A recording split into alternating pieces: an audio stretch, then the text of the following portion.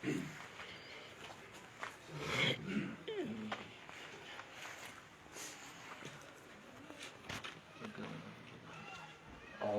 بالله من الشيطان الرجيم. بسم الله الرحمن الرحيم.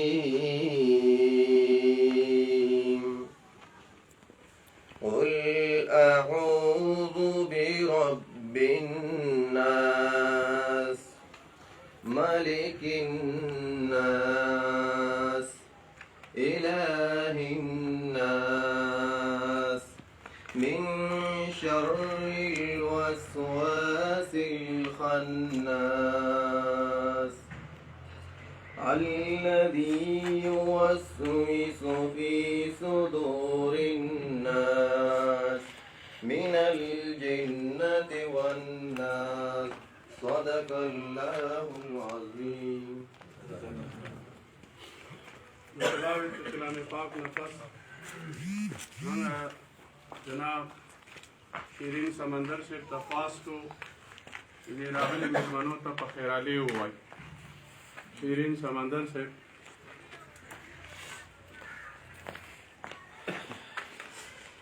बिस्मिल्लाहिर्रहमानिर्रहीम। ज़मान रागुलो मेहमानों कागाद दिसक नहीं और नूर ज़ैनु नहीं अलाल गफूर सेब दे दा नूर सूरज चिरागली दी टूल इज्जतमंद दी कदरदान दी पमगड़े रगदान दी तासो राले इज्जत तासो ताज रद खूबी नार कले वायम तासो ज़मीन दाज़ाय खिस्ता को और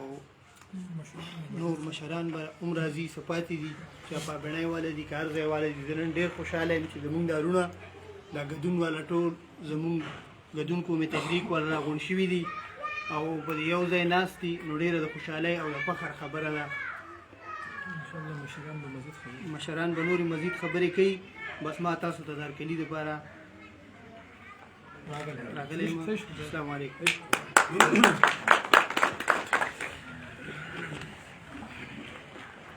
د شیرین سمندر سے د درون هرکلی نه پس چې کوم دی موږ د دې کلي رونق او ښایست جناب مختار غني صاحب هغوی ته خاص کو چې هغوی راشي او د میلمنو ته د خیرالۍ سره سره د خپلو خیالاتو اظهار چې کوم دی دا وکړي.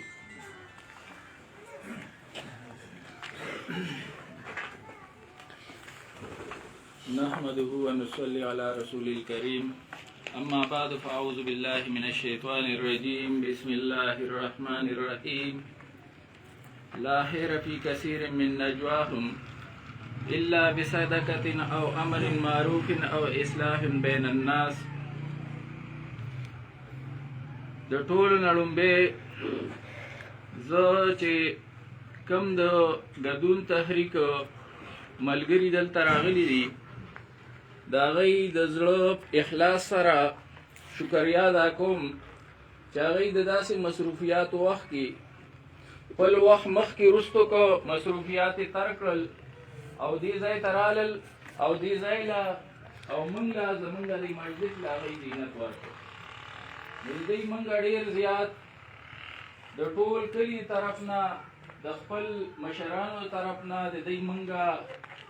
ډېر زیات مشکور یو ممنون یو چې دوی رالل او موږ سره په دې مجلس کې دوی خپله حاضري یقیني کړه. ما تاسو ته د الله د حمد و ثنا نه بعد د قرآن کریم د یو آیات کریمه مختصر ټوکړه تلاوت کړې وه. په هغې کې الله فرمایي لا خیر فی کثیر من نجواهم. د دې خلکو په هیڅ مجلسونو کې د دوی په جرګو کې هیڅ خیر او برکت نشته الا بصدقه مگر هغه مجلس هغه جرګه هغه غونډه هغه تقریب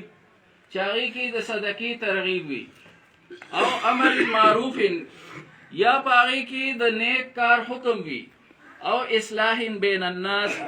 یا په هغې کې د مس کې د خلکو اصلاح وي د هغې خیرخواهي چې دی دا لټول وي. نو زه تاسو ټولو ملګرو له په دې خبره باندې مبارکي درکوم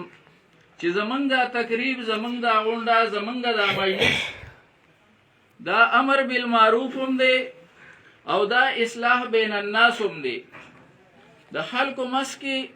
اصلاح لټول دي، د هغې خیر لټول دي، د هغې ترقۍ دپاره، د هغې پرمختګ دپاره کوشش کول دي،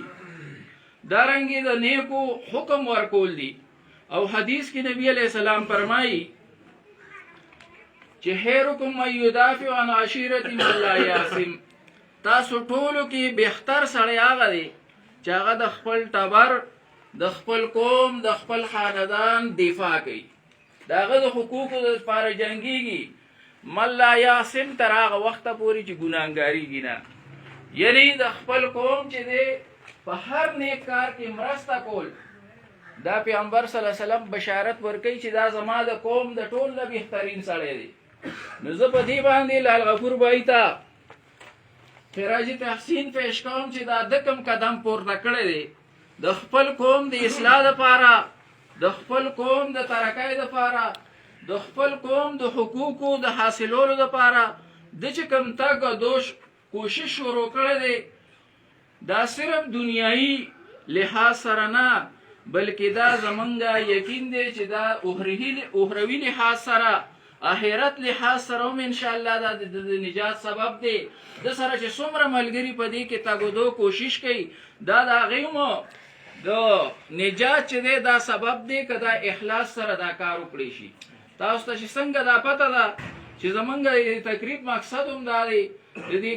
تحریک د نوم نه دا واضحه ده ګدون قومي تحریک، چې د دې تحریک وجود دې دپاره شوی دی چې د ګدون قوم جدون قوم دپاره حقوق حاصلول، د هغوی په حقوقو باندې چې څوک دا کوي د هغې حقوق چې دی غصب کوي، د هغې د حقوقو اخیستو دپاره تګ و دو کوشش کول. نو زه بیا په آخري په دې الفاظو کې بیا ستاسو د ټولو ملګرو کوم چې دلته حاضر شوي د هغوی د زړه اخلاص سره شکریا ادا کوم چې هغوی د خپل مصروفیات ترک کړه او دلته خپل حاضري یقیني کړله. نور ملګري به خبرې کوي انشاءالله. والسلام. مفتي ارغني صاحب د مفصل او مدلل بیان نه پس چې کوم دی منګه د ګدون قومي تحریک صدر درون خوب جناب میرباد خان لالا چې په دې سپینه ږیره باندې ضعیف العمر چې کوم دی په دې عمر کې هم دی موږ سره راغلی منډه ترله کې د هلکانو نه مخکې دی، نو موږ هغه ته وایو چې راشي او د خپلو خیالاتو اظهار چې کوم دی د ملګرو ته وکړو. بسم الله الرحمن الرحیم. جناب صدر محفل جناب گدون قومی تحریک سربراہ لال غفور صاحب، جناب غنی شاہ بھائی، جناب کمال خان خانزیب صاحب، ورسره فیض جدون صاحب راغل دی، ورسره د بیسک نه کوم وروڼه راغل دي، د ملټي آباد غیرتمندو وروڼو السلام علیکم. نن من چې په ملټي آباد کې راغونډ شوي یو جاوید سمندر صاحب ډېره مننه کوم چې هغه خپل ملګري راغونډ کړل او ډېر وخت پس موږ دا ملګري د کابینې والو هم ټاله شلو، خپلو کې به پېچان وشي او یو بل به ووینو. په دې خبره باندې به مخکې تلل غواړي. ګدون قومي تحریک چې کوم جوړ کړ دی لا غفور صاحب والا اړه یې ده، موږ ورسره ملګرتیا کړې ده په دې لپاره چې د ګدون د حقوق غصب شوي دي دا راواصل غواړي. نو دا په یو کس دوو کسانو باندې نه کېږي وروره. دې لپاره به موږ تاسو په مشترکه جدوجهد کوو. پاتو به ګدون قومي تحریک نوم دی د اتفاق یو پېچان نوم دی، د ګدون پېچان جوړول دي، ګدون عزت جوړول دي. که موږ غلي پاتې شلو نو ګدون به بلکل ختمېږي. د ګدون دا نوم به تازه کول غواړي. نو نورې خبرې خو تاسو ته مطلب دا دی چې لال غفور صاحب وکړي، زموږ دا نور مشران راغلي دي دوی به درسره خبرې کړې وکړي. نو زیاتې خبرې نه کوو، موږ له اتفاق پکار دی. دا اتفاق به انشاءالله په څه باندې راځي چې موږ تاسو خپلو کې یو شلو انشاءالله د موږ بخې لا هېڅوک نشي راتلی. الله به موږ له ګدون له بارې راځي بیا وکړو. السلام علیکم. میرباد خان لالا د خبرو نه پس د ډېر ښکلي انداز سره په اتفاق او اتحاد باندې او په کار هم داسې دي چې موږ تاسو کله یو اتفاق او اتحادي نو انشاءالله دا څنګه چې ګټه وه زموږ د ګدونو او پخوانی هم ګټه وه، نو انشاءالله زموږ د ګدون دغسې حالات چې دي دا به انشاءالله بیا هم ټولو انشاءالله سره خورو. کوشش به دا چې زموږ اتفاق او اتحاد الله نه خرابوي. د دې نه پس زه جناب یوسف زاده صاحب ته خواست کوم چې هغه مختصر خبرې چې کوم دی نو په دې ملګرو ته مختصر دغه وکړي د دین په رڼا کې ورته ووایي. یوسف زاده صاحب. الحمد لله وحده وكفى والصلاة والسلام على من لا نبي بعده. أما بعد فأعوذ بالله من الشيطان الرجيم. بسم الله الرحمن الرحيم. محترم حاضرین و سامعین، د دې تمام ملمنو چې څومره راغلي دي د بهر کلو نه،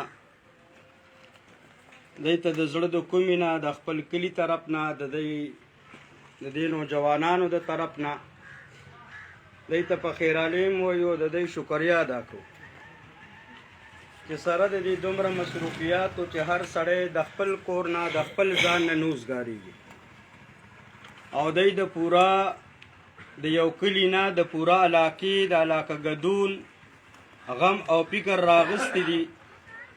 او په یو کلي کې او په بل کلي کې د هغې دپاره میټینګونه کوي، د هغې دپاره اجلاسونه کوي. نو الله رب العزت دې دوی له د دې بدلې ورکړي او الله رب العزت دې د دوی دا تنظیم د دوی دا تحریک دا په مخه بوزي، په مخ کې بوزي. الله رب العزت دې ولا فوقیت ورکړي، ترقي ورکړي.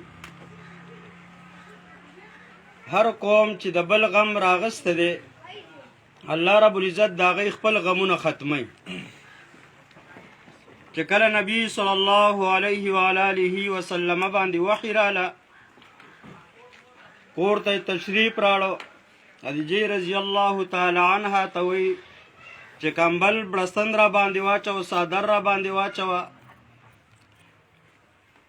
خدیجه رضی الله تعالی عنها ورته وایي چې تا به الله رب العزت هیڅ کله نه خرابوي، ځکه ته د نورو فکر کوې، ته د یتیمانانو فکر کوې، ته د عاجزانانو فکر کوې.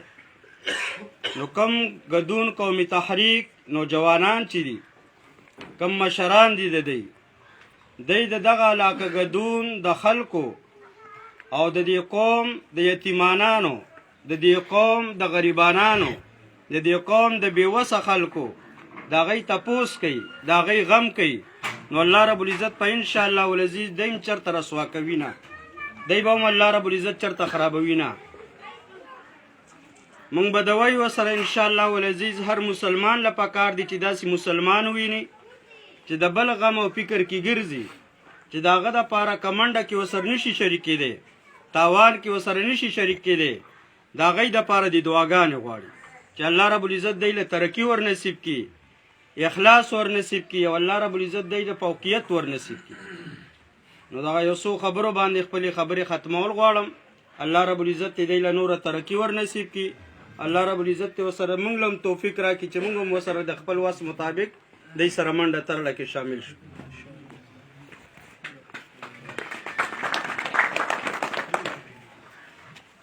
مولانا یوسف زاده صاحب د خبرو نه پس چې کوم دی چې ډېر ښکلي انداز سره یې خبرې وکړې، د دوی د خبرو نه پس زه جناب اظهار الحق صاحب افغاني کوټ چې د دوی تحریک نایب صدر هم دی، هغوی ته خواست کوم چې هغوی راشي او د خپلو خیالاتو اظهار وکړي.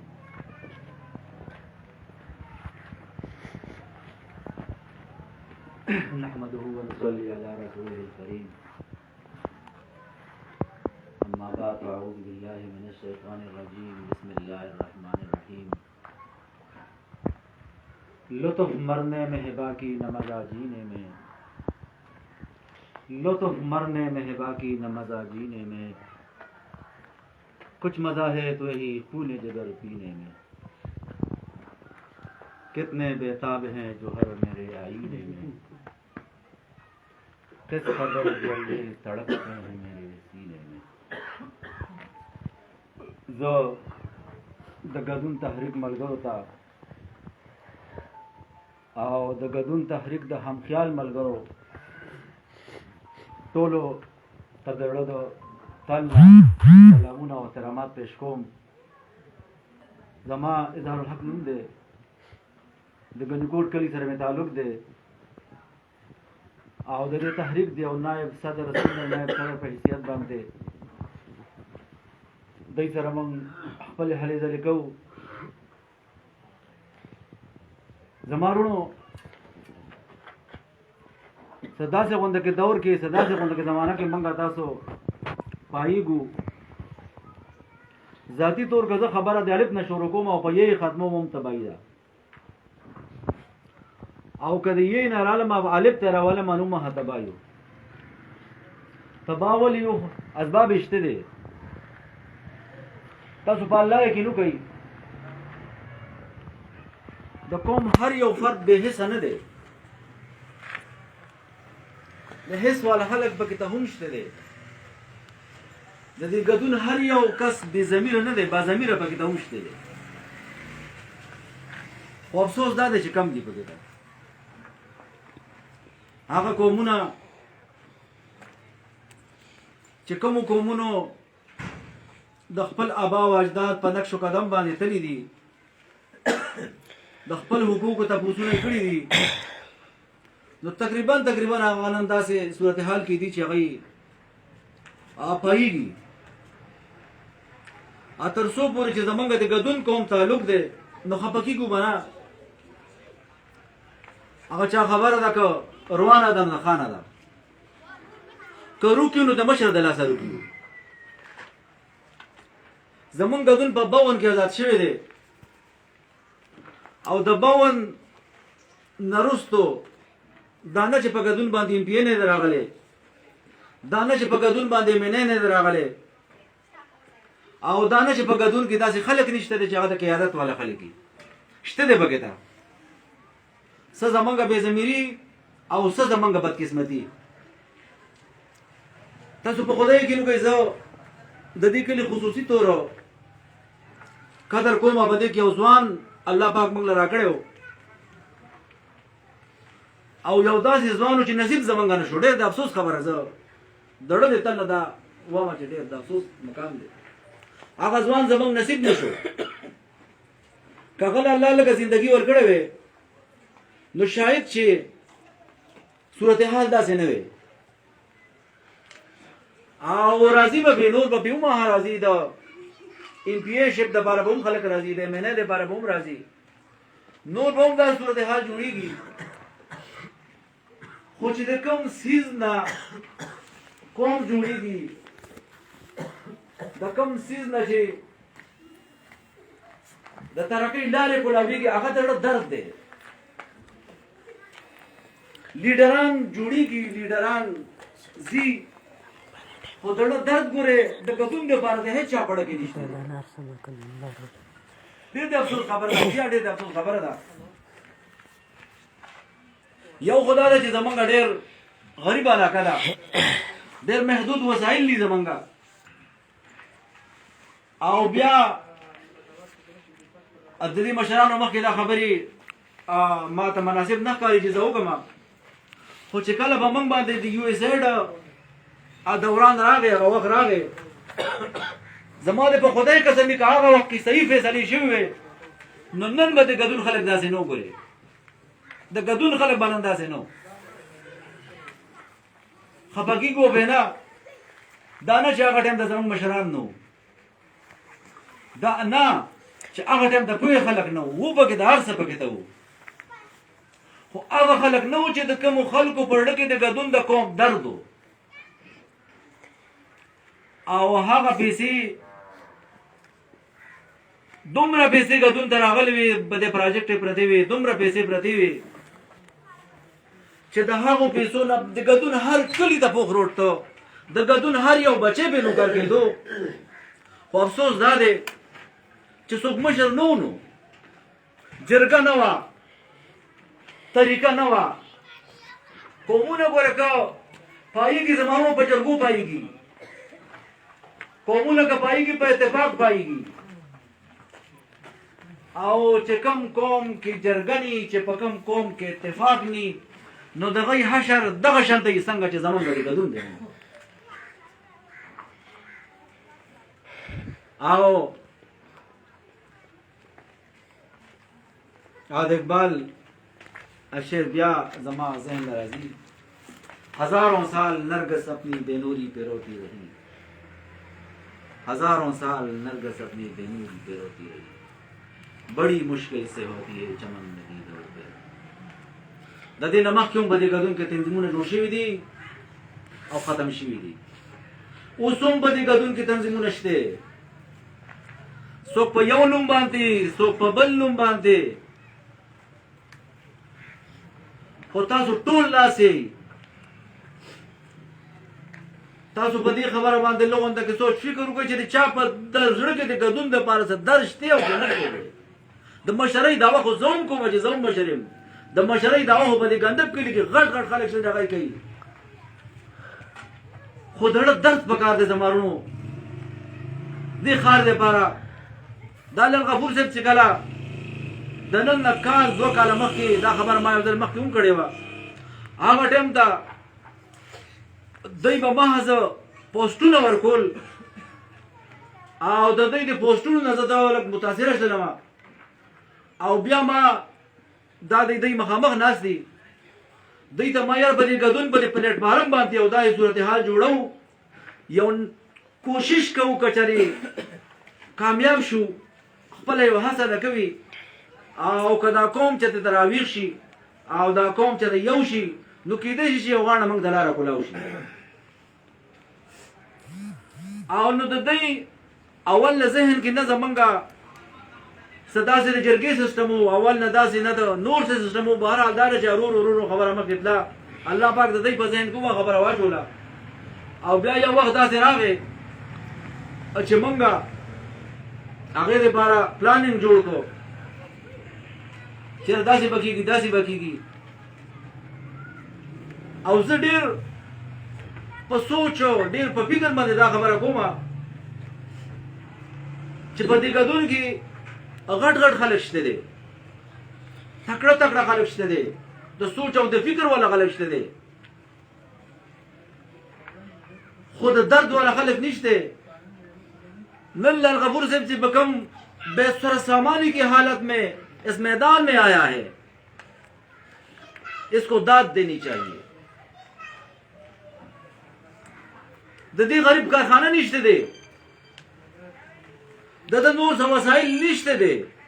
خود صرف درڑا کا درد دے وغا منگا تاو سر شیئر کئی او پاگی بنیاد باندی مثال پر دور باندے منگا تاسو اخپل دا کافلہ مکی بزرگ زه اوسم وام بیام چې د دې ملګرتیا بکو ان شاء الله تعالی او هغه راز ان شاء الله تعالی لري دا چې زکه لکه سوچ کوم دا چې چلوش دا خبرې زموږ لغون ته وګديږي زه ډېر وخت ته غوښتلم نه غواړم د بغداد د اخیری خلیفہ په وخت کې چنګیز خان هلاکو خان خپل هغه پلانینګ چې کله په بغداد باندې جوړ کړو په هغه کې یو مرد مجاهد را پیدا شو چې د هغه علماو په هغه باندې د باغی فتوا ولګوله او هغه چې کله د باغی فتوا په هغه باندې ولګېدله هغه د بغداد خلک په یو مجمع کې راجمع کو ورته پچغو چې وجړل او دا دغه غیري الفاظو چونکه هغه تاریخ اسلام په اردو کې لیکل لې هغه ټیم ته خو په اردو نه و عربي و او چونکه په اردو کې لیکل شوی دی نو هغه دا خبر وکړه چې میرے رب ان پتھروں میں جان ڈالنا میری بس کی بات نہیں پکټو کې ساش وړې ګڼ نن هر یو انسان نه ګټه جوړه شوی دا او ګټه څنګه جوړه شوی دا چې هر انسان د مادیت پر فکر کوي انفرادیت او بختمو اجتماعیت باندې بلغون د کې سوچ فکر کوو او زه دا خپل خبرې په دې باندې ختموم الله پاک دې الغفور صاحب لا توفیق ورکړي چې دغه کاروان دغه قافله د دې په سربراهۍ کې مخکې لړ شي او ان شاء الله تعالی موږ به د دې مکمل سپورټ وکړو او الله دې د ګډون قوم ته اتفاق او اتحاد نصیب وما علینا الا البلاغ جناب اظهار الحق صاحب د مدلل او د تاریخي چې کوم بیان وکړو ډېر ښکلي انداز سره زمونږ ستاسو په ذهن کې د اتفاق او د اتحاد د یووالي سبق یې موږ ته راکړو. هر یو کام په اتفاق باندې بنا دی، هر یو کار په اتفاق باندې بنا دی، هر یو کار په اختلاف باندې روانېږي. ان شاء الله اظهار الحق صاحب چې دا تاسو کوم د اتفاق او د اتحاد خبرې وکړي دا به بنیاد ګرځي ان شاء الله. او دا ګدون داسې زرخیزه ځمکه ده، دا ګدون داسې زرخیزه خاوره ده چې ډېر خلک پیدا کړی دی، ډېر کارکنان یې پیدا کړي دي. د حنیف غوندې ځوانان، د جون خان غوندې ځوانان، د قریش خان غوندې ځوانان، دا د دې خاورې پیداوار دی. او ان شاء الله تاریخ په د هغوی نومونه چې کوم دی نو دا ایر نه کي. او اوس هم هغه وخت تللی نه دی، هغه ساعت تللی نه دی، هغه خاوره نه ده تللی، هغه ځوانان هم چېرته نه دي تللي. ان شاء الله باذن الله دا اتفاق، دا اتحاد د لال غفور بھائی د سربراهۍ د لاندې دا به ان شاء الله قایم او دایم ساتو. او د دغه د اتفاق او اتحاد بنیادي خښته چې کوم دی، بنیادي ګټه چې د هغې چې کومه ده هغه به ان شاء الله موږ تاسو جوړېږو. او دا راتلونکي نسل ته به ان شاء الله یو لار چې دی نو دا به موږ هوارو ان شاء الله. د دې نه پس زه جناب صدر صوم سید خطاب شاه صاحب عثمانزو ته چې کوم دی نو خواست کوم چې هغوی راشي او مختصر انداز کې خپل بیان چې کوم دی نو راکړي. کوشش وکړي چې مختصر خبرې.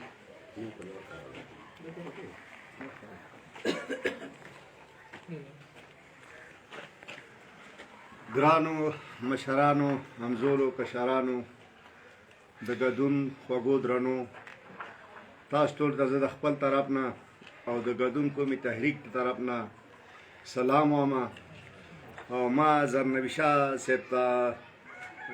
دغه وکړو چې یاره ما له خبرې نه راځي او مه کوئ، خو دې وي تاسو به کوئ نو خبرې. نو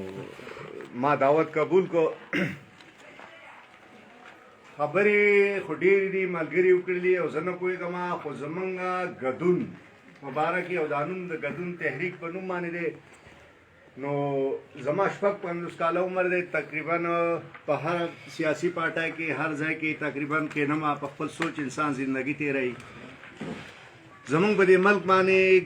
اپیم کرلی کېدل زوړ تاریخ خو نه یاد او ملګري وایي چې ټایم نه اخلي. په هغه وخت کې که موږ ته انډسټریل اسټیټ لګول دی، موږ د پاکستان هر قانون منو. ګدون قومي تحریر د پاکستان د هر ادارې د قانون لاندې به د هر ادارې سره خپل تعاون کوي او هر ادارې ته به خپل حق پتې غواړي، خو د هغوی په قانون کې به مداخلت نه کوي په ناجایزه طریقه باندې. نو زمونږ قریش خان بابا د الله پاک د خاورو سره وبخي. نو موږ هغه وخت کې عمر دوره نه و، خو هغه خپله د پوسټ او ملیشې ته ولاړو، خپل هغه حق یې ته انډسټریل اسټیټ په صورت کې غوښته دی. اشرف خان وکیل صاحب و، د هغوی هم یو قرباني و هغه وخت کې. زما د دې خبرې مطلب دا دی چې دا ګدون قوم کله را بیدار شوی دی، دوی اواز اوچت کړی دی، دوی په اخلاص سره راپاسي، دوی خپل حق اخیستی شي او دا د دوی حق یې د دوی په موږ د چا احسان نشته. په هر ځای کې مسله زمونږ په ګدون کې مسلې دي. زه چې کومې خبرې کوم که هغه په دې میډیا، سوشل میډیا، نیشنل میډیا باندې غلطې زه بخښنه غواړم. زمونږ په علاقه کې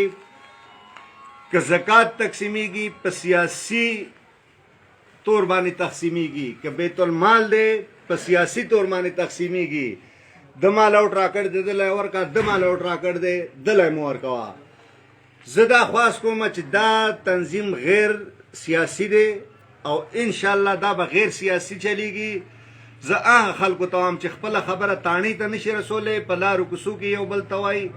هغه کونډې رونډې خویندې میندې چې زمونږ کمې دي چې د هغې غریبانانو اواز د دروازې نه دننه دباو دی. نو ګدون قومي تحریک انشاءالله د هغه خلکو یا داسې یتیمانان دي په دې علاقه کې چې هغې اواز هېڅوک نشي اورېدی، دروازې نه بار د هغې اواز نه راوځي. انشاءالله چې ګدون قومي تحریک په د هغه یتیمانانو ماشومانو چې د دروازې نه دننه دي هغه به هم رسوي. بیا ګدون موږ یو قوم یو، زمونږ ډېرې زیاتې مسلې دي. نو په سیاسي کې هغې له خلک سیاسي رنګ ورکړي او زمونږ هغه مسلې بیا دباو شي. نو زه خپل قاید ته دا وایم چې تا خواري کړ دا، محنت ته کړ دی، او ستا ضرورت نشته زمونږ د دې ګډون قوم تا ته ضرورت دی زمونږ چې دا کومې مسلې دي زه خبرې ډېرې اوږدوم نه دا به موږ تا سره یو دا به موږ له رسۍ زمونږ د صحت مسلې دي هغې له خلک سیاسي رنګ ورکړي هغه ختم شي زمونږ نور ډېرې داسې مسلې دي د خلکو په ځمکو مسلې دي د خلکو دشمنۍ دي جرګه سیسټم زمونږ نشته سی به موږ دا خوا ستا ته کوو موږ به تا سره او ستا سپیان یو موږ هېڅ نه یو ها یو خبره بله کوم دا دعوت مې په یو بله وجه باندې قبول کړه چې زه دا خبرې کوم زه د سیریت مانځی سره زما تعلق دی ما له چې دی یو رکنیت راکړ دی نو زه ستاسو خلکو په مخ کې د خبرو قابل نه یم خو دا زه صرف دې دپاره پاسم چې ګورې دا خلک دومره مخلص دی دا قومي ګډون تخریک چې کوم دی دا دومره مخلص خلک دی چې دوی ما غوندې سړي له هم رکنیت راکړ دی نو چې داسې فیصلې یو مشر کوي داسې یو قومي تحریکي داسې یو خلک چې هغه یو غریب سړی راوچتی هغه راولي ما ته زما چې کومې مجبورۍ دي ما ته معلومې دي یو غټ سړي به غټې مجبورۍ نو زه خبرې ډول نه غواړم خو زه سوشل میډیا باندې به ټول خلکو ته زما دا خواست دی چې دا مشران راپاڅېدلي دي خپله ضرورت نشته هر سړی که سکول کې استاد شه ځان له تنخوا اخلي کور کینی خو زموږ د ضرورتونو لپاره راپاڅېدلي نو موږ له دا پکار دی چې څوک دا آواز اوري که هغه په کراچۍ کې اوري که هغه د ملک نه پاکستان نه بهر اوري که په دې پاکستان کې اوري راپاسئ موږ سره ملګري شئ موږ له الله پاک یو قیادت یو قاید راکړ دی او خپلې مسلې چې د دوی په ترو حل نه شي نو بیا به دې وخت پسې موږ خفه یو او مهرباني وکئ او دا قومي تحریک دا کاروان چې دی دې کې رابیدار شئ راپاسئ او د خپلو حق تپوس وکئ او دا یې کولې ځکه شي چې دوی چې سیاسي رنګ ما دا ووایي چې ما غوندې سړي له رکنیت راکړ دی نو زما په خیال باندې به د دې نه سوای اخلاص دی کې نه خبرې مې اوږدې شوې زه بخښنه غواړم که څه غلطي رانه شوي د هغې هم بخښنه غواړم او والسلام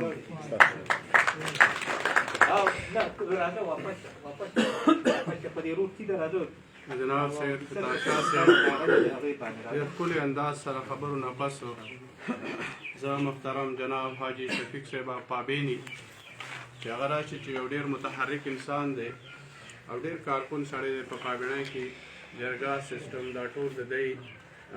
کارنامې دي د دی کړي هغه ته خواست کوم چې راشي یو مختصر انداز کې خپلو خبرو اظهار وکړي بسم الله الرحمن الرحیم ما عزتمندو مشرانو بشرانو السلام علیکم تاسو ډېر شکر ګزار یم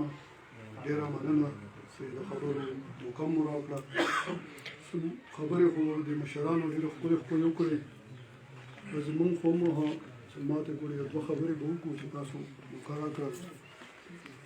عزتمندو ګډون قومي تحریک کم کارکنان چې دي کم مشران چې دي موږ د خپل طرفه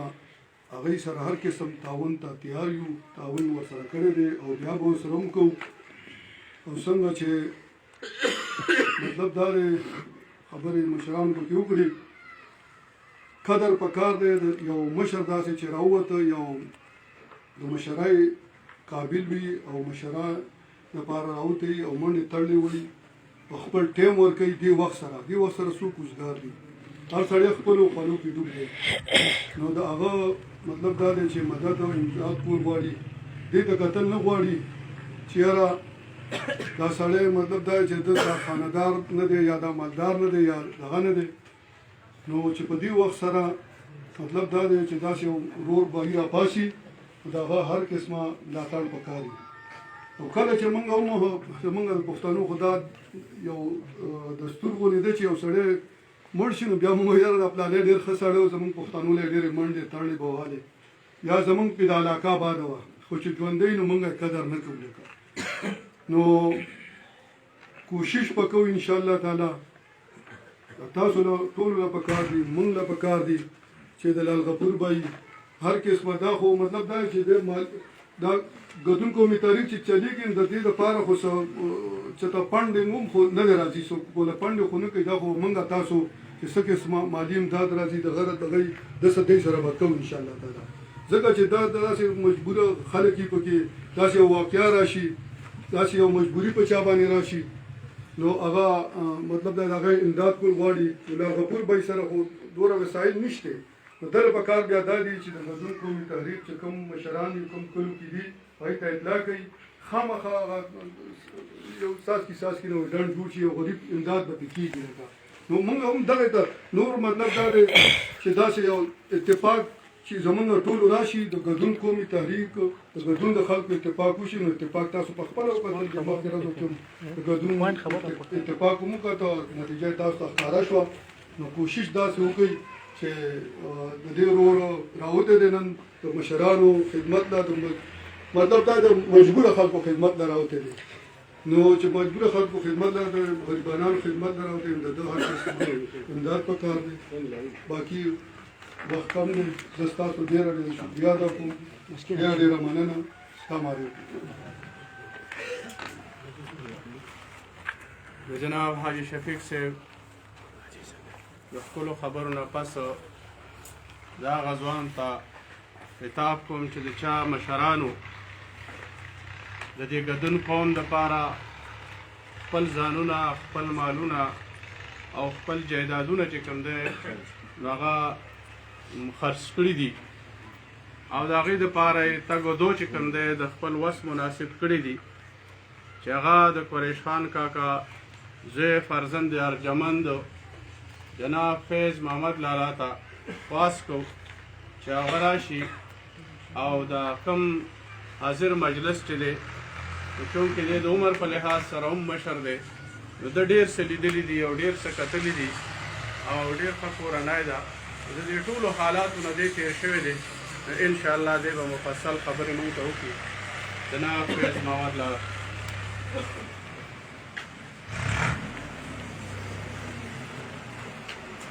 شروع کوم په نامه د خدای چې بخونکی او مهربانه دی صدر محفل جناب سلیم خان بورا د ملکي آباد ډېرو درنو خوږو سپېڅلو پښتنو او د ټول ګډون نه راغلي زما ډېرو درنو عزتمنو کشرانو او همزولو وی اولسونه چې سند و بله وکړه ولسونه چې سند و بله وکړه بادشاهان ورته سجود کاندي اختیار او نورانی کا هغه ځای چې سره کینی دیرینه څلور یاران په مصلحت او حمزه بابا وی دا د خوشحال خټک 400 کاله مخکې وی حمزه بابا وی سوچ راټول په یو مرکز یې نه کم هرې تپې ته د جرګو سره ځم نو دا نن چې تاسو دلته ناست یې راغونډ شوي یې دا ډېر د خوشحالۍ ډېر د برکت او ډېر منور محفل دی ځکه چې تاسو ټولو په زړه کې خپل هیڅ ذاتي مفاد ذاتي مقصد نشته دی ستاسو د ټولو مقصد د عام ولس د غریب ولس د خپل غریبي علاقې د خپلو بېوزله خلکو روښانه سباوون د هغې ترقي او د هغې پرمختګ دی نو دا ډېر برکتي محفل دی زما بچو کشران پکې ډېر دي دې کې تعلیم یافته دي اوسو ټولو که موږ نن لږ وروسته لاړ شو نو چې کله زموږ نه په دې پاکستان هندوستان باندې د انګریز حکومت و نو زموږ د ګډون آزاد علاقه وه زموږ نه د هېڅ حکومت د لاندې نو دا یوه قبایلي سیمه وه اوس هم که د صوابۍ د ډي سي په دفتر کې د ریکارډ لټون تاسو وکړئ نو د انګریزانو د وخت دا لیکلې ډایرۍ پرتې دي چې کله هغه وخت جرګې شوي دي یا د بره نه د صوبې نه د مرکز نه هغې ته ویلي شوي دي چې د دې ګډون په باب له تاسو د دې د ځم کولو یا په دې دغه باندې څه خپل کاروایي وکړئ نو د هغې اخري جوابونه هم دا دي چې ګډون چونکې یو جرګه سټیټ دی دا جرګه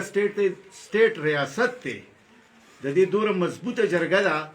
چې هغه جرګه به طور ریاست د خپله سیمه د خپله علاقه د هر قسم غلطو کارونو نه پاکه ساتي لہذا دې خلکو ته د حکومت لیږلو یا په حکومت کې د شاملولو هیڅ ضرورت نشته دی وروستو چې زموږ ګډون چا په څه دپاره شامل کړو په دې حکومت کې او موږ سره یې دا څومره زیاتي کړو هغه هم اوس په تاریخ کې لیکلي دي پټ نه دي او دا ټول څیزونه اوس څرګند دي اوس په انټرنیټ ته سوشل میډیا د څوک هېڅ څیز نشي پټولی چې د کومو مقصدونو لپاره زموږ ګډون حکومت کې شامل کړی شوی و هغه مقصدونه د چا د هغې جیب ته پیسه تلل د هغه نوکرۍ ته پیسه فایده وه د هغه نسلونو ته پیسه فایده وه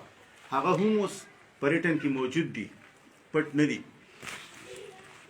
نو دا زمونږ دومره د مضبوطې جرګې یوه سیمه وه چې انګریزان ورته وایي جرګه سټیټ دی، ریاست دی. ریاست خو پته چې ریاست خو یو حکومت وي، د هغې نظام وي، خو زمونږ د جرګې نظام د ریاست د چلولو جوګه و. هغه جرګه زمونږ د پاکستان د علاقې ته دننه د راتلو، انتظامي امور د راتلو د هغې د خپل سرکاري، نو اول خو زمونږ هغې جرګې ته هغې نقصان ورسو، خو هغه په وړو کې د مالګې برابر و. زمونږ جرګه بیا هم موجود وه، زمونږ مشران هم موجود وو، زمونږ فیصلې هم ډېرې مضبوطې وي. زمونږ د دې قوم په سر چې به خبره راله، هر سیاسي سوچ، هر سیاسي پارټي، هر ذاتي مفاد شاتو د دې قوم د ټولو مشرانو به د دې ټول قوم دپاره یوه خبره وه، په هغې کې به اختلاف نه و. څنګه چې اظهار الحق وي چې دلته کې جرګه نه وه، وه جرګه او ډیره مضبوطه جرګه وه. په دې باده باندې زمونږ د سترګو د وړاندې ډېرې درنې درنې جرګې شوي دي. ډېر کسان به دلته داسې وي چې ای به جرګو کې په خپل هم شامل شوي او ډېرې مضبوطې فیصلې شوي دي. موږ ته نقصان هغه خلکو ورسو چې کوم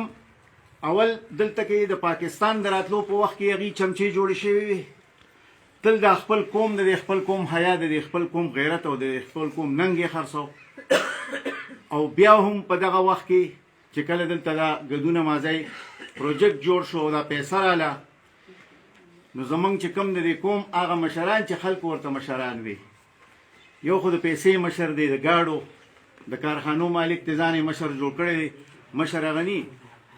مشر الله تعالی په خپله پیدا کوي او هغه ځان ښیي چې زه مشر یم. په قومونو کې په منځ کې خلاګانې راځي، په موږ کې هم راله چې داسې خلک په موږ کې پیدا شو چې هغې لر زموږ د قوم هغه حیا، زموږ د قوم هغه روایتونه، زموږ د قوم هغه پښتونولي او ننګ او غیرت یې په 100 روپو باندې خرڅ کړو. او زه ورته ګورم، تاسو ته نه دي معلوم، ما ته معلوم دي چې د هغې ډېر بد حالت کې دي هغه خلک. اوس د هغې نه هغه روب دبدبه شته او نه هغه شان او شوکت شته، ځکه چې قوم خرڅ کړو. نو هغه خرڅېدلو او هغه خرڅوونکو زمونږ دې قومي جرګې ته یو ډېر لوی تاوان ورسو. بیا ورپسې سیاسي ډلې پرې شروع شوې، نوې نوې پارټۍ راغلې، نوې نوې خلک راغی، نوې نوې خانان زمونږ علاقې ته راغله. نو هغوی د خپل ذاتي مقصدونو دپاره، خپل ځان له د کرسۍ ګټلو دپاره، خپل ځان له د مشر جوړولو دپاره د قوم اتفاق او اتحاد په اور لمبه که، تس نسې که، خوارو زارې که. نتیجې یې تاسو ولیدې. دا موږ چې کوم کلي کې ناست وو، دا یې د ټولو نه غټ ثبوت دی چې کله د قوم جرګه د منځه ووته، کله چې د قوم اتفاق ته دا دومره لوی شدید نقصان ورکړی شو، او یو څو تنانو او زه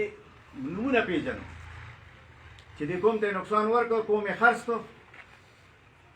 کله پی ایم پی اے صاحب او کله پاجي صاحب او کله پلانې صاحب او کله ډنګلې صاحب. حالت څه شو چې کله د قوم د یو کېدو دورو، د قوم د راغونډېدو د خبرې کولو وخت راغی، قوم تس نس پروت و، قوم په ځانځانۍ کې ډوب شوی و. اوس هم زموږ قوم په ځانځانۍ کې ډوب دی. موږ د هغې ټکرو خوړو نه پس نن هم موږ وینو چې ځانځاني شته دی، خو امید او حوصله د دې خبرې ده چې الحمدلله په ګدون کې د لال غفور غونې ځوانان را پیدا شو. په ګدون کې چې دا دلته ناست څوره د ملګري، په دې ټول ګدون کې نور هم ډېر ځوانان را پیدا شو چې هغوی کې یو شعور راغی، یو درد راغی. او دغه درد بغیر د لالچ نه، بغیر د مشرۍ د کرسۍ د لالچ نه، بغیر د پیسې او د دولت د لالچ نه، د هغې په زړه کې صرف د خپل قوم درد دی. خو هغه تمام قوتونه او طاقتونه چې د هغې په ذریعه دا قوم راټولېدی شي، دا قوم یو مرکز ته راغونډېدی شي، هغې لا هم تس نستی. دغه هم ډېره د فکر خبره ده.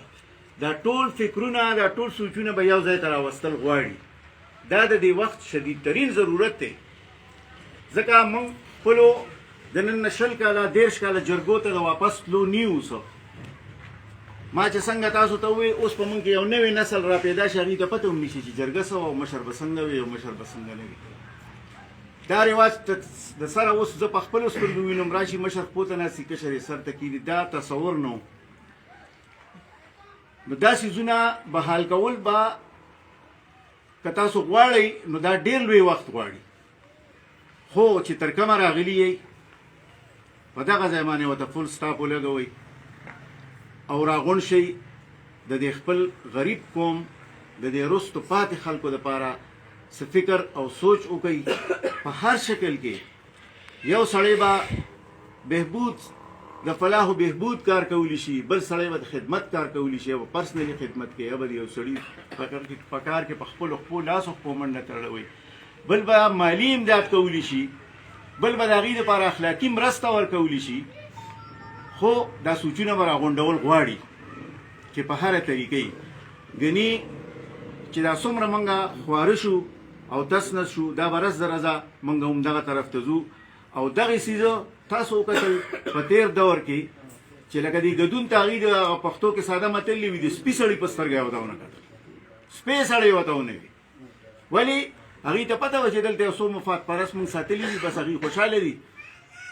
او نور قوم دې په تندر ولګي موږ یې څه کوو نو که موږ موازنه وکړو نو موږ هم په 2021 کې اوسو موږ هم په هر کلي کې اوس تعلیم یافته هم لرو موږ د نوي سوچ ځوانان هم لرو موږ په دې قوم او د دې ملک په ترقۍ کې د برخه اخیستونکو ځوانان هم لرو دا ډاکټر صاحب دا دی ناست دی دا هم د دې قوم سړی دی د پوره پاکستان فایده ده دی د پوره پاکستان سټوډنټان راځي او د شاګردان دي نو موږ د قوم د ملک له داسې خلک ورکړو په مختلفو شکلونو پروفیشنل هم ورکړو ډاکټران انجینران هر څه بیا هم موږ دوره وروسته پاتې وو دا ولې دا ډېره غټه د سوچ خبره ده چې دا څنګه لال غفور ابتدا وکړه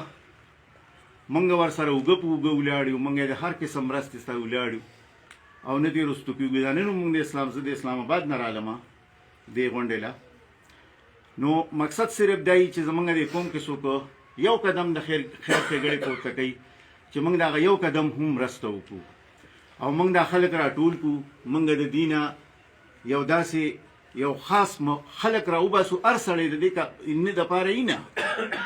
د دې کارونو لپاره الله تعالی خپل خلک منتخب کړي د هغه په زړه کې هغه درد اچولی دا درد الله تعالی دا چاړه کې نه اچوي نو چې دا کومو په زړونو کې دا درد دی نو چې دا تاسو په ځانځانۍ کې نو د دې څه خاص فایده نه راځي خو چې تاسو اجتماعیت ته راشئ ستاسو اواز یو شي نو ستاسو زور ستاسو طاقت کې به هم اضافه وشي د دې خپل غریب قوم دپاره که تاسو نن د 1 روپۍ کار هم وکړو نو تاسو به مطمئن یئ چې ما خو پکې د خپلې برخې کردار ادا کړی دی نو دا به موږ ټول په شریکه کوو که موږ د ارض د لرې نه کوو تاسو یې د نږدې نه کوئ په خپل کلي کې کوئ په خپل چم مالت کې کوئ د دې خلکو سره امداد کوئ منډه تاړه ولوئ د دې دپاره څه طریقه کار جوړ کړئ او د دې نه علاوه چې د کوم کوم اجتماعي مسلې دي زموږ د ګډون ډېرې زیاتې دي په هغې کې تعلیم هم دی په هغې کې صحت د ټولو نه زیات دی په هغې کې د څښلو اوبه دي په هغې کې لارې کوڅې دي دا ټول زموږ په دې څیزونو کې ډېر وروستو پاتې وو لکه دا د سیرای نه راغلي ته سیرای ته خو د څوک لړ شي بیا به د شپې له واپس راشي که په ګاډي کې ملا به یې ماتې په دې جدید دور کې غټ غټ کلي دي لوی لوی علاقې دي یو کلي خو نه خو څومره وروستو پاتې دي دا د چا له لاسه پاتې دي دا موږ هغه خلکو په سر پګړی کېښودې که نه چې هغه سرونه د پګړو قابل نو خدای قسم دی چې هغه سرونه د پګړو قابل نو هغه خدای پاتې پیدا کړی پګړونه نو نو تاسو راواغستل او هغې له هم په سر پګړی کېښودې چې نن له دې قوم د حالت څومره په شاته موږ رالو په کار دی چې موږ سره را مخامخ ته هزارې دا کلي دا هم غرونه دي ورشئ ورته وګورئ د زندګۍ هر سهولت هر کور کې موجود دی موږ سره هېڅ هم نشته دی نو زما بچو کشرانو خصوصي طور تاسو راټول شئ په دې خبرو غور وکئ او د دې دپاره څه لارې چارې جوړې کئ او خپل اواز یو کئ نو چې ستاسو اواز یو وي نو په اړومبو شعرونو کې مې درته ووایي چې کله قومونه د یو بل سره اتفاق وکړي بادشاهیان هم ورته سرونه راټیټ کړي بس دا یو څو خبرې وې ستاسو ډېره مننه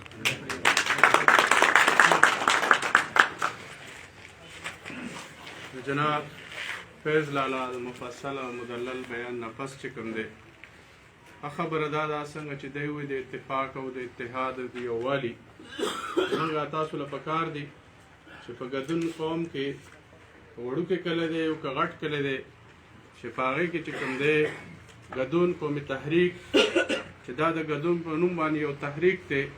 په هغې کې تنظیمونه خو تقریبا کلو کې جوړ شوي دي خو که هم کلو کې نشته نو هغه کلو کې پکار دی چې موږ تنظیمونه جوړ کړو چې دا کم تنظیمونه دي زمونږ چې دا تنظیمونه موږ فعال کړو انشاءالله دا هغه قوم دی هغه باغ دی چې زمونږ مشرانو په وینو باندې سیرابه کړی دی او په خپلو وینو باندې چې کوم دی دا ونې لګولې دي زمونږ ستاسو د آبیارۍ ضرورت دی هغې ته چې موږ تاسو د اوبو ضرورت دی هغې ته دوره تګ او دوره تکلیف نشته انشاءالله په دې وخت کې انشاءالله چې دغه زمونږ ستاسو د اوبو د لاسه او زمونږ د آبیارۍ د لاسه دغه باغ زمونږ نه وچ نشي او چې داسې مشران انشاءالله دغه باغ به انشاءالله وچېدو ته موږ نه پرېږدو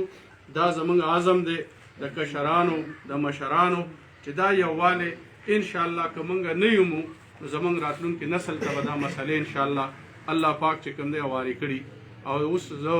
د دې نه پس بخښنه غواړم دغه ماته موبایل مې صحیح مانه خبرو کې راشله موږ پاچیله کې یو جګړه شوې وه او تاڼې ته لړو بېګا هغې له روغه وکړله سا تاڼې ته لړلو نو ایس ایچ او نیاز علي خان صاحب یو خبره وکړله د دوی په باره کې هغې ته دا پته نه وه چې زما داسې کار پیښ شي هغه زه لال غفور به یې ته ووایم ما لی کوي نو چې یو سرکاري افسر دا ووایي که نه نو چې دا خبره زما خلک واوري چې به یې هېڅ چرې چا داسې نه دي ویلي هغه نن مونږ ته ووایي چې بلکل بیا ما سره خپل تعارف وکړو موږ هلته ځو نو سرکاري افسران ګورې هم دا مني چې دوی د الله لپاره کوم خدمت ته دي کوم کوي د خلکو کوي نو دا هم چې په دې خبره باندې راشي چې دا نن په تاڼه کې نیاز علي خان صاحب ډېر ښه افسر دی ښه ایس ایچ او صاحب دی زمونږ هغه وایي چې زما یو کار ضرورت مې پیښ شوی ما له غفور به یې ته حواله کړه ما له کړ دی نو دا خبره چې په دې میډیا په دې حواله کې راشي نو دا چې اوسه پورې نه خبره وکړه نیاز علي خان صاحب د ایس ایچ او چې کومه خبره یې وکړه الله دې داسې خلکو په دې قوم کې په دې ادارو کې هم داسې خلک ټول داسې ادارې داسې نه دي په دې ادارو کې هم ښه خلک شته هغه نیکان خلک شته پاکان خلک شته په ادارو کې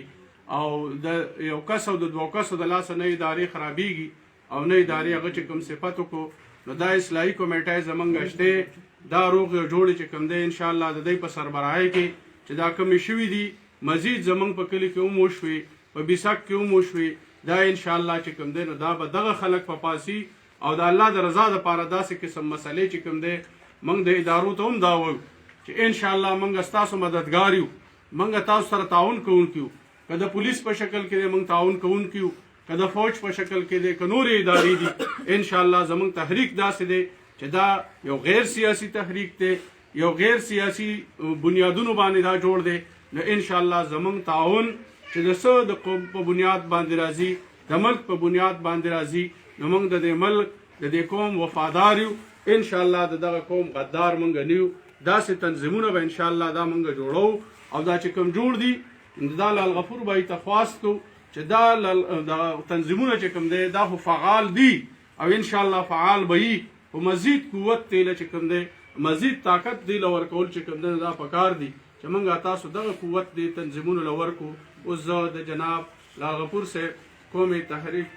سرګدون قومي تحریک سربراہ چې کوم دی هغه ته وایم چې هغه راشي او هغه چې کوم دی نو د خپلو خیالاتو اظهار وکړي قدر زر زرگر شناسن قدر جوهر جوهري او قدر دل دل دل شناسن قدر دل دل دلري ګوره لال غفور داسې یو سړی دی چې مثال په طور سره دا هغه زرو کې چې کوم دی نو چې سړی وواڼئ زرګر چې کوم دی نو قیمتي کاڼي چې کوم دی نو پېژنې موږ هغه ته خواست کوو چې هغه راشي او د خپلو خیالاتو اظهار چې کوم دی وباید وشي اعوذ باللہ من الشیطان الرجیم بسم اللہ الرحمن الرحیم زما د ګدون د یو سوچ او د یو فکر ډېرو بهادرو د قوم په غمجنو زما د ګدون د ګوټ ګوټ نه راغلو په ما ډېرو ګرانو په جمع السلام علیکم امجد علي صاحب نور زموږ چې کوم ملګري موږ سره وخت په وخت حاضرۍ کوي د هغوی یو جهان مننه ګلراج خان فیض محمد لالا او ډاکټر صاحب تاسو یقینا موسم خراب او د اسلام آباد نه راغلي ستاسو راتګ یقینا دا د ستاینې قابل دی رونو خبرې فیض محمد لالا دی او سید خطاب شاه صاحب دی ضرورت صاحب دی صدر صاحب نربت خان لالا دی حاجي شفیق صاحب دی ټولو په تفصیل سره وکړلې او زه دا فخر کوم په هر ځای کې چې پاسم په خپلو مشرانو په خپلو همزولو او په خپلو کشرانو موږ داسې یو سوچ راپاسولی یو چې نن زمونږ دا سوچ عثمان هم واغوستو عثمان هم یو جرګه جوړه کړه زه د هغوی جرګې ته هم سلام کوم او دا وایم چې د هغوی کم صدر دی فالح خالق زما ذاتي ملګری دی خو موږ چې راپاسېدلي وروڼو موږ هغه سهولت ګډون له غواړو کوم سهولت چې د ټوپۍ والو ته د دې کارخانو نه په کته خلکو ته حاصل دی موږ هغه حق غواړو د ګډون قومي تحریک کامیابي د کال دو هغه اواز اوچتولو هغه سیاسي طور هم تاسو ولیدله چې په تېر بلدیاتي الیکشن کې چا نه دي ویلي چې زه پی ټي آی ما زه این پي ما زه پي پي ای ما خو بس ګډون له ووټ ورکوم موږ نن ومهال چې یو کلي ته ځو مثال په طور دا زه چې په کم کلي کې ولاړ یم دا زما د ګډون غټ کلی دی خو دلته اسپتال نشته ډسپنسري نشته کالج نشته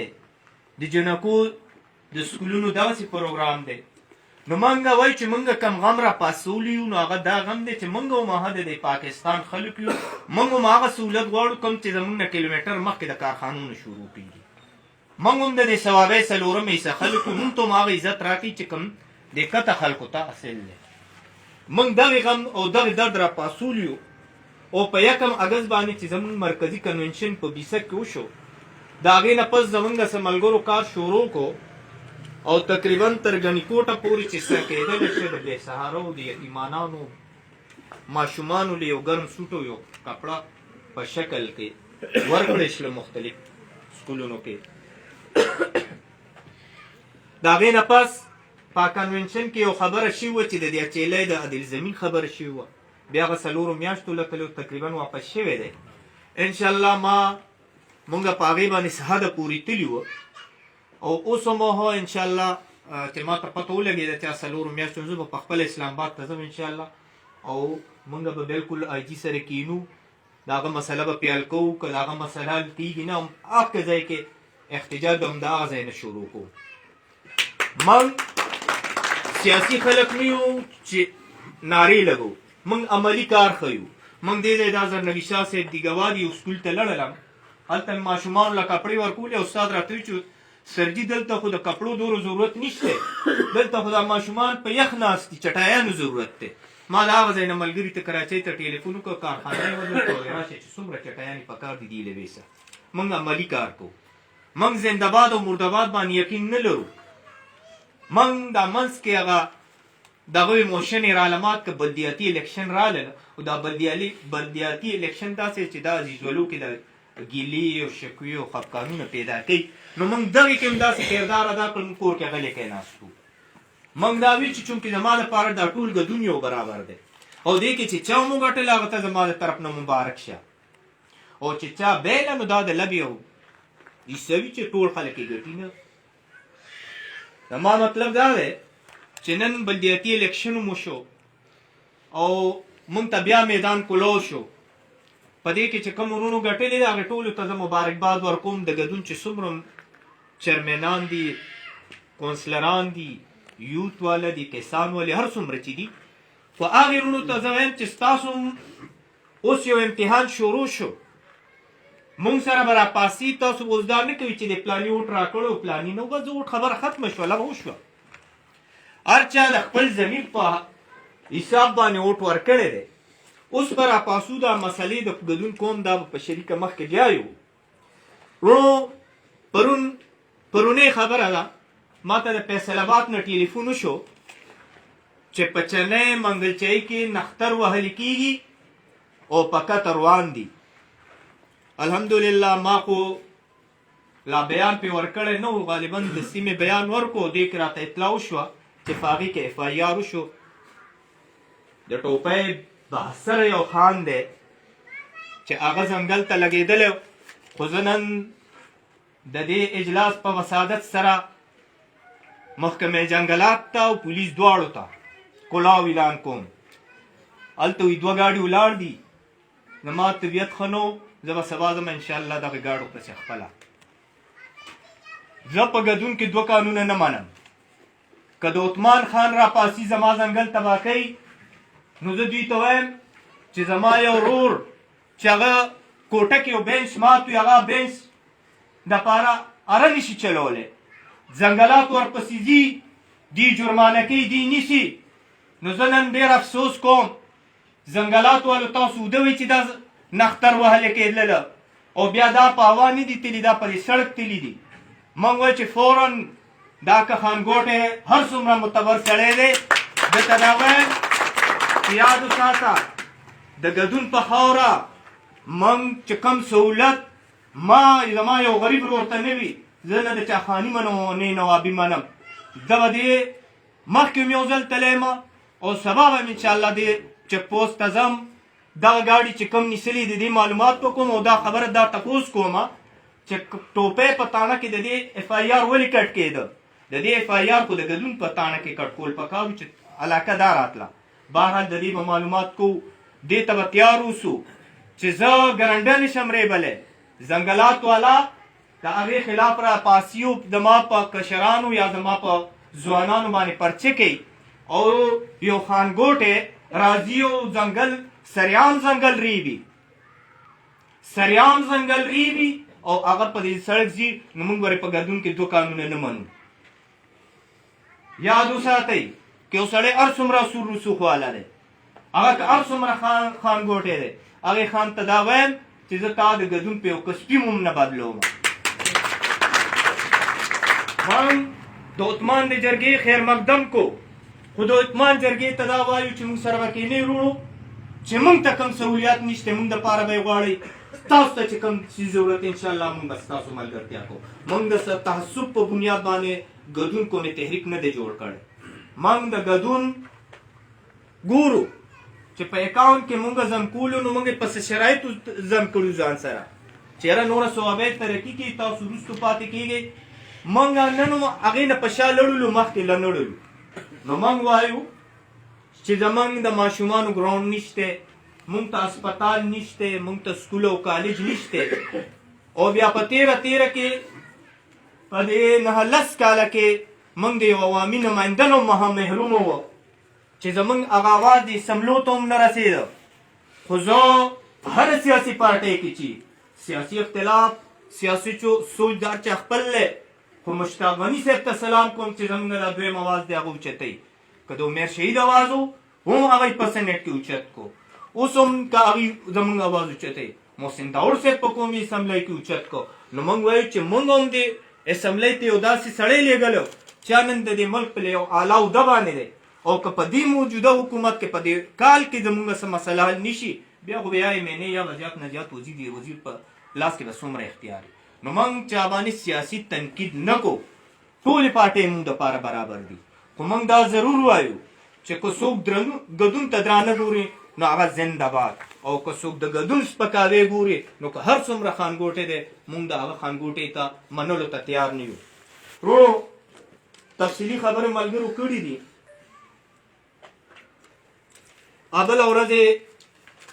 د سوات نه څه ملګري راغلي ملاقات له بېګا یې راته ټلیفون کړو چې یاره موږ د اجلاس له راتلل غواړو.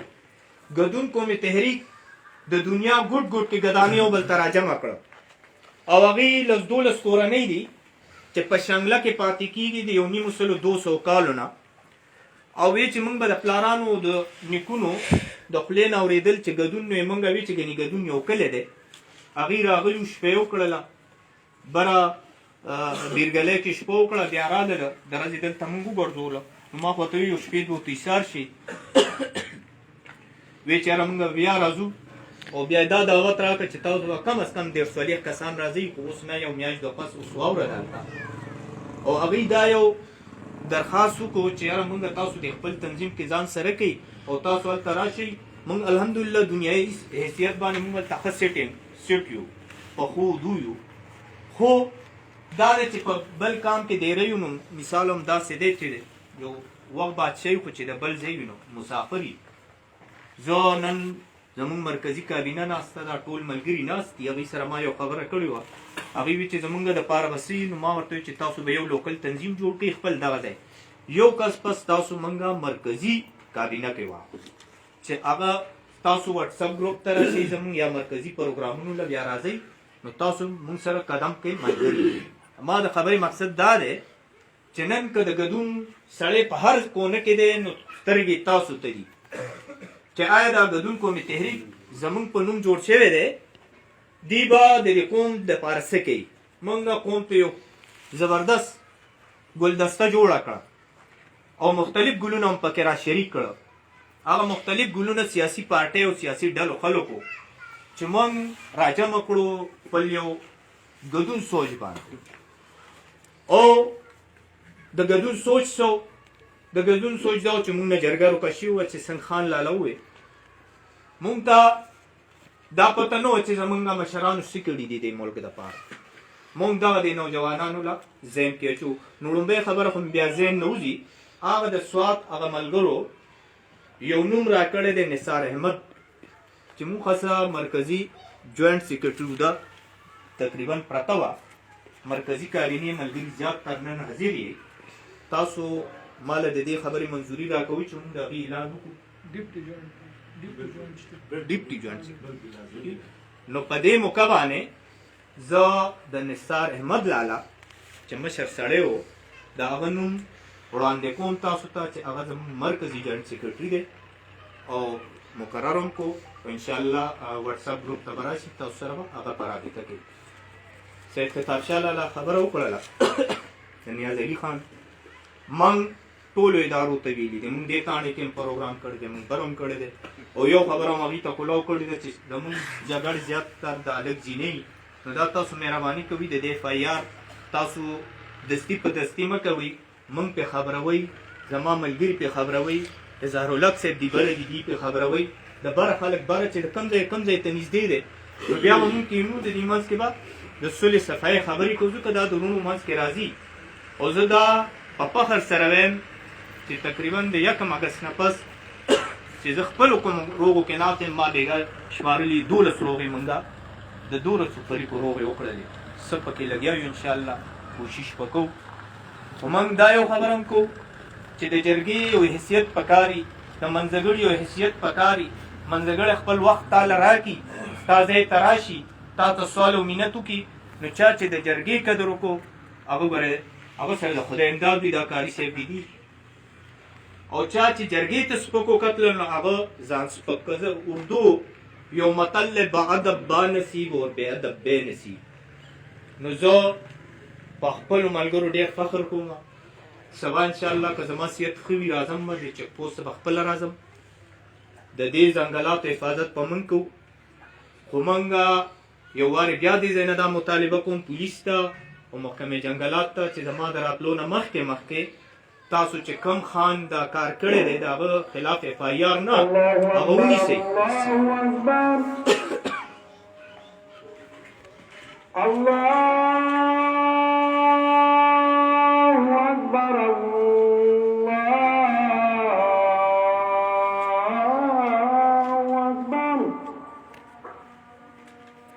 أشهد أن لا إله إلا الله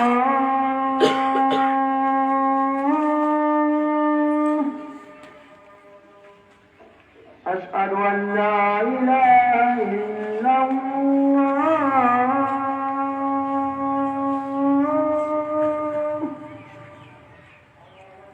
أشهد أن محمدا رسول الله